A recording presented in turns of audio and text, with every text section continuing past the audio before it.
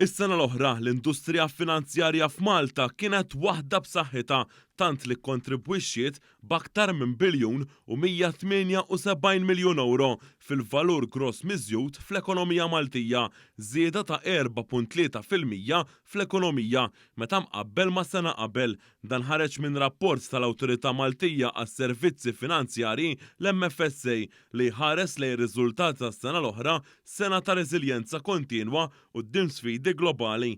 L-MFSA qalet li s-settur tas-servizzi finanzjarji ra żieda wkoll fl-impjiegi hekk kif kien hemm żieda ta' aktar minn 17,000 impjegat, tkabbir ta' 26% meta mqabbel mas-sena qabel. Dan ir-rapport jinnota li dan it-tkabbir huwa rifless fin-numru ta' applikazzjonijiet li rċiviet l-awtorità fejn b'kollox irċiviet 355 applikazzjoni li 24% minnhom ġew irtirati jew irrifjutati. F'dan ir-rapport ħareġ l-MFSA introduċiet żewġ funzjonijiet ġodda, waħda ddedikata għas-sorveljanza tas-swieq kapitali u oħra għal trustees. Dan biex is-sena l-oħra kien hemm 44 azzjoni ta' infurzar li ammontaw għal pieni ta' kważi 150,000 euro. It-titjib tal-ħiliet tan-nies baqa' ta' priorità għall-awtorità bil-Financial Supervisors Academy provdiet aktar minn 21,000 sija ta' taħriġ lit-tim fosthom b'aktar minn 2,000 sija ta' taħriġ speċifiku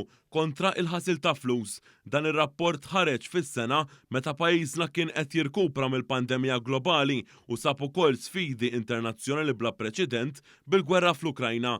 F'dik is-sena imsemmija pajjiżna ħareġ minn dik imsejħa l-lista griża tal-FATF fi żmien qasir.